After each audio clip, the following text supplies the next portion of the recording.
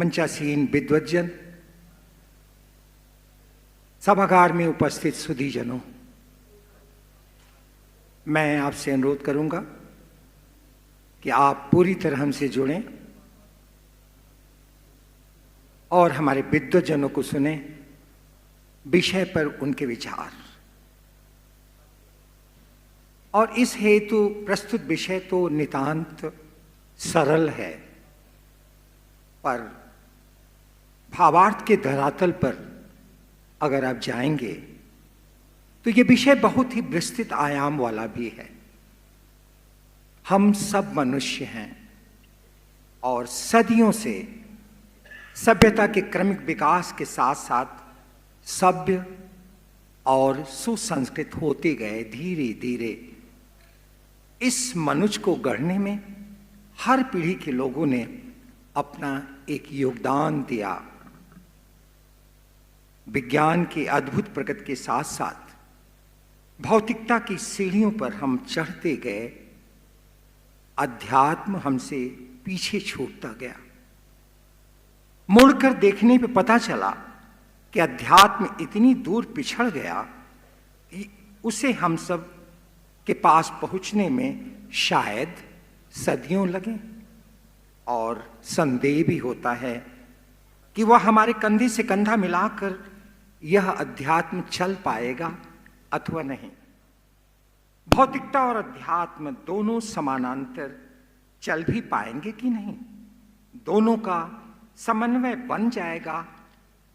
अगर बन जाए तो मनुष्यता की सार्थक परिभाषा गढ़ने में हम सब सफल भी हो जाएंगे। हमारी चिंताएं क्या है? देश, समाज, परिवार के बिखराव का दंश हमें झेलना पड़ता है। यह ऐक्य, यह मेल, यह भ्रातृत्व, यह ब्रदरहुड धीरे धीरे गायब क्यों होता जा रहा है? हमारी पीढ़ी के लोग नई पीढ़ी के युवाओं से कहते हैं, प्राय मिल जाते हैं जब युवा, तो हम सब इस उम्र के लोग, इस पीढ़ी के लोग, तुम्हें ऐसे नहीं करना चाहिए, तुम्हें अपनी सोच बदलनी होगी, तुम्हें भारतीय संस्कृति के अनुरूप करना होगा, चलना होगा, आदि आदि आदि। राष्ट्रकवि रामधारी सिंह दिनकर की भी चिंताएं थीं। लिखते हैं रामधारी सिंह दिनकर कि पर सुनो सक्तो सुनो ऐ मंगल जगत के लोग, तुम्हें छूने को जो नर्क कर रहा उद्योग वह अविहिंस है। रक्त पिपासु बुद्धि उसकी दानवी, स्थूल का जिज्ञासु, कड़कता जब भी उसमें स्वाभिमान, फूकने लगते समृत विषाण। इस मनुष्य के हाथ से विज्ञान के भी फूल छूटते हो वज्र, शुभ धर्म अपना भूल। इस मानव और मानवता को संवार कर सदियों तक आगे ले जाना हमारा आपका धर्म है। और इस धर्म का निर्वहन बहुत ही सावधानी से, सलीके से, समझ से हम सबको मिलकर एक साथ करना होगा। हमें दुनिया के लोग गुरु मानते हैं, भारत दुनिया का गुरु है, अगुआ मानते हैं, हमारे शास्त्रों को स्वीकारते हैं, हमारी चिंतन धारा को बहुत आगे मानते हैं। हमारे शास्त्रों ने कहा, उदार चरिता नाम तु वसुधैव कुटुंबकम। अपने गांव, नगर, प्रांत, देश की सीमाओं को तोड़ते हुए इस भूमंडल पर निवास करने वाले सभी जाति, धर्म, संप्रदाय के मनुष्यों को एक परिवार के रूप में स्वीकार करने की जो सबक है, जो शिक्षाएं हैं, हमारे पूर्वजों ने बहुत पहले ही हमें दी थी। और हमें देखना होगा कि हम किस किस्म का बीज भारत की उर्वर माटी में बो रहे हैं, विचारणीय है। आज का बोया हुआ बीज कल पेड़ बनेगा, कैसा पेड़ बनेगा? गलत बीज बोने का मतलब है गलत वृक्ष का बड़ा होना। बोया पेड़ बबूल का तो आम कहां से खाए? मीठे आम की चाह है तो हर गुठली को परखना होगा और ठीक से बीजारोपण करना होगा। हमें गुठली का चुनाव करना होगा।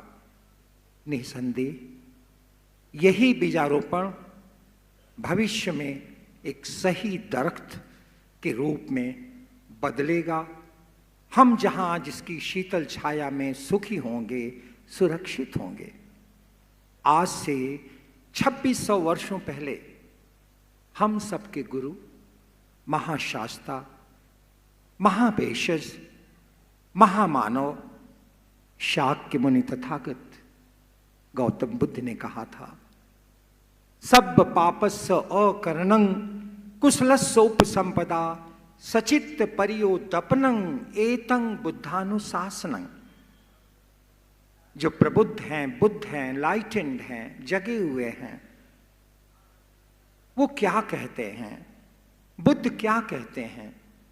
पाप कर्मों से विरत रहना, कुशल कर्मों का संपादन करना और स्वचित्त की शुद्धि, यही तो उन विद्वानों का, उन प्रबुद्धों का मार्ग है।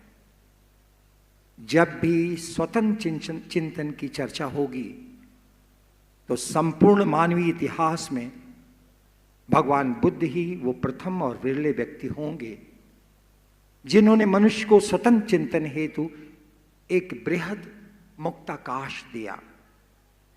बुद्ध ने तर्क की परिपाटी चलाई, मानने की नहीं, जानने की, और अपने कथन की प्रामाणिकता के लिए किसी भी काल्पनिक शक्ति का उन्होंने सहारा नहीं लिया।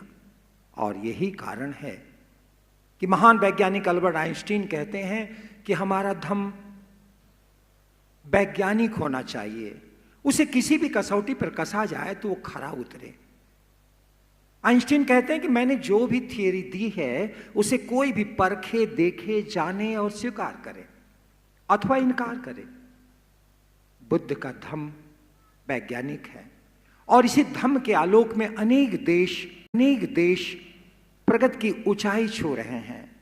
मनुष्य की बुद्धि और विवेक को इतना सम्मान देने वाले और अपने कथनों को तर्क की कसौटी पर परख कर मानने या अस्वीकार करने के लिए स्वतंत्रता देने वाले बुद्ध के इस साहस का मानवीय इतिहास में कोई बराबरी नहीं, कोई सानी नहीं। बुद्ध ने उद्घोष किया कि धम्म मनुष्य के लिए है, मनुष्य धर्म के लिए नहीं है।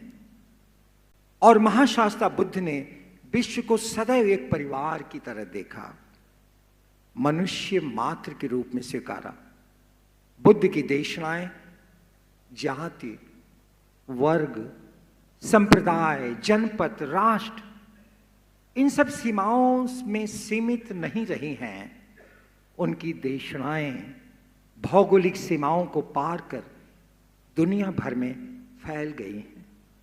आज दुनिया एक स्वर में कह रही है, हमें युद्ध नहीं, बुद्ध चाहिए। और इस वसुधा को अपने धम्म के सूत्र में बांधना तो तथागत जानते थे। बुद्ध के त्रिपिटक ने एक बड़ा परिवार, एक बृहद कुटुंब बना लिया है। महामानव की देशनाएं सार्वजनीन है। आशय ये कि भूमंडल पर रहने वाले हर व्यक्ति के लिए उनके सूत्र सार्वदेशी हैं, यानी किसी भी भौगोलिक सीमा में कोई भी हो वह उसके लिए लाभप्रद है। बुद्ध का मार्ग सार्वकालिक भी है। 6वीं शताब्दी में भी लोग बाग इसे गले लगाते थे और आज 2024 में भी प्रासंगिक है। कोई भी व्यक्ति किसी धर्म का हो, लेकिन उसे बुद्ध के दिए गए उपदेशों का आचरण प्रत्यक्ष या अप्रत्यक्ष रूप से स्वीकार है। विश्व भर के लोगों को जोड़कर बुद्ध ने एक परिवार बनाया। बुद्ध से बड़ा कोई शोधकर्ता नहीं, कोई रिसर्च स्कॉलर नहीं। शास्त्रा कहते हैं मनुष्यों में मेत्ता भाव का होना चाहिए। यह मैत्री भाव, सद्भावना, मित्रता मनुष्य को मनुष्य से जोड़ता है और यह मैत्री का सिद्धांत विश्व को एक साथ जोड़ने में सहायक भी बनता है। हम कहते हैं सुखिनो वा खेमिनो हेतु, सभी प्राणी खुश हों और सुरक्षित रहें। वहां पीछे कुछ लोग बातचीत कर रहे हैं, मैं उनका ध्यान चाहूंगा कि वो चुपचाप बाहर से बात करें निकल करके। यह मैत्री का सिद्धांत विश्व भर में समरसता को बढ़ावा देता है, विभिन्न राष्ट्रों को एक धागे में पिरोकर मधुर संबंध स्थापित करता है, वसुधैव कुटुंबकम के सिद्धांत को और मजबूत करता है, साकार करता है। निसंदेह बुद्ध के इस मित्रता भाव का प्रतिफलन है मानवता को एक समृद्ध, शांतिपूर्ण, सामंजस्यपूर्ण भविष्य की ओर अग्रसर करता ही। यह शाक्य मुनि को हम महाकारुणिक भी कहते हैं। उन्होंने हमें करुणा का पाठ पढ़ाया। यह करुणा कोई दया नहीं। स्पष्ट करने की कोशिश करूं तो मैं कहूंगा कि मानव मात्र के कष्ट को देखकर मन में जो भाव आता है उसे ही हम करुणा कहते हैं।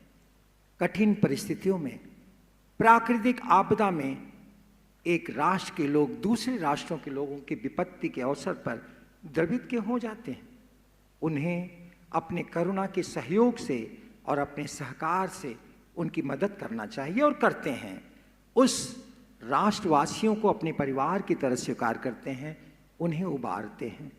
बुद्धि की करुणा ही वसुधैव कुटुंबकम को साकार करने में समर्थ है। बुद्ध के धम्म में मुदिता की चर्चा है। बुद्ध कहते हैं नहीं वेरेन वेरानी, बैर से बैर नहीं मिट सकता। बुद्ध अहिंसा के पक्षधर हैं। शत्रुता हमेशा कष्टदायी होती है। मानव को सभी प्राणियों से प्रेम करना चाहिए। हिंसा से संपूर्ण मानवता खतरे में पड़ जाती है। बुद्ध हमें पंचशील की शिक्षा देते हैं।